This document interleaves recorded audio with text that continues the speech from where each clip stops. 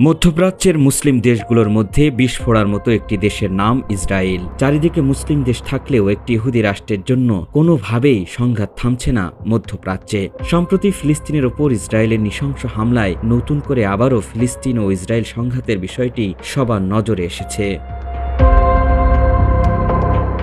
মধ্যপ্রাচ্যের মধ্য এক শতাব্দীরও পুরনো একটি রক্তক্ষয়ী দ্বন্দ্বে জড়িয়ে আছে ফিলিস্তিন ও ইসরায়েল। প্রায় প্রতিটি দশকে নতুন করে রূপ নেওয়া এই যুদ্ধ শুধু দুই জাতির সীমানা বিরোধ নয়, এর পিছনে রয়েছে ধর্ম, ভূরাজনীতি ও নিজস্ব জাতিসত্তার বহিঃপ্রকাশের এক অন্যরকম ইতিহাস। ফিলিস্তিন এবং ইসরায়েলের মধ্যে যে দ্বন্দ্ব ও সংঘাত চলছে সেটি শুরু হয় ঊনবিংশ শতাব্দীর শেষ দিকে, যখন ইউরোপে সিয়নবাদ নামক একটি রাজনৈতিক আন্দোলনের উত্থান ঘটে। সিয়নবাদীরা একটি ইহুদি রাষ্ট্র প্রতিষ্ঠার দাবি তোলে, যার স্থান হিসেবে বেছে নেয় ফিলিস্তিন, যেখানে শতাব্দীর পর শতাব্দী ধরে আরব, মুসলমান, খ্রিস্টান এবং ইহুদি একত্রে বসবাস করে আসছিল।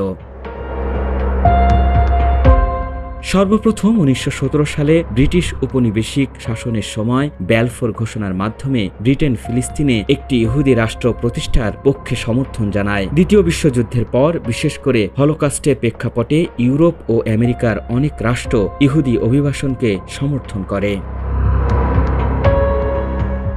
ইউরোপ ও আমেরিকার এই সমর্থনই যেন ফিলিস্তিনিদের জন্য কাল হয়ে দাঁড়ায়। এরপর 1948 সালে ফিলিস্তিনের ভূখণ্ডে ইসরায়েল রাষ্ট্র প্রতিষ্ঠিত হয়। আর এই ইসরায়েল রাষ্ট্র প্রতিষ্ঠিত হওয়ার সঙ্গে সঙ্গেই ফিলিস্তিনিদের জীবনে নামে বিপর্যয়, নাকবা বা মহাবিপর্যয়।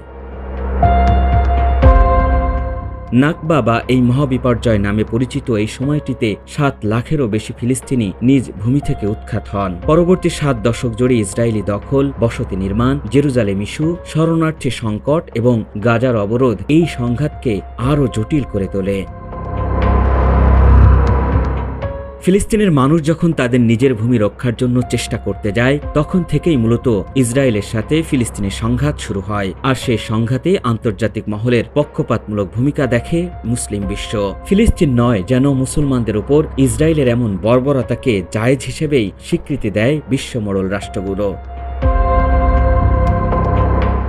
ফিলিস্তিনের বর্তমান অবস্থা পর্যবেক্ষণ করলে দেখা যায়, নিজের দেশে ইসরায়েলকে আশ্রয় দিয়ে এখন তারা নিজেরাই শরণার্থী হয়ে গেছে। দখলদার ইসরায়েল এখন তাদের সর্বোচ্চ শক্তি প্রয়োগ করে সম্পূর্ণ ফিলিস্তিন দখল করে নিতে চাচ্ছে। যখনই ফিলিস্তিন তাদের নিজের ভূমি রক্ষার জন্য চেষ্টা করতে যাচ্ছে, তখনই তাদের সাথে সংঘাতে জড়িয়ে পড়ছে। ইসরায়েলের নৃশংস হামলায় গাজা উপত্যকা বর্তমানে একটি মুক্ত বন্দিশালায় পরিণত হয়েছে, যেখানে প্রায় 20 লাখ মানুষ ইসরায়েলিদের অবরোধের মধ্যে বাস করছে। প্রতিনিয়ত বোমাবর্ষণ, খাদ্য ও ওষুধের সংকট এবং চরম মানবিক দুর্দশা সেখানে স্বাভাবিক বাস্তবতায় পরিণত হয়েছে। ইসরায়েল নিজেদের নিরাপত্তার জন্য হুমকি দাবি করে গাজার ওপর তাদের ইচ্ছেমতো অভিযান চালিয়ে থাকে। অন্যায়ভাবে ফিলিস্তিনিদের জমি দখল করে বসতি নির্মাণ করে তারা। শরণার্থী হিসাবে আসা ইসরায়েল গোটা ফিলিস্তিন তথা জেরুজালেমের মালিকানা নিয়ে ফিলিস্তিনকে ইহুদি রাষ্ট্র বানাতে চায়। ফিলিস্তিন তাদের নিজের মাতৃভূমি রক্ষায় নিজেদের জীবন বিলিয়ে দিয়ে যাচ্ছে। কোনোভাবেই তারা জেরুজালেমের মালিকানা ইহুদিদের দিতে চাইছে না। সে কারণেই ফিলিস্তিন ও ইসরায়েলের যুদ্ধ কোনোভাবেই থামছে না।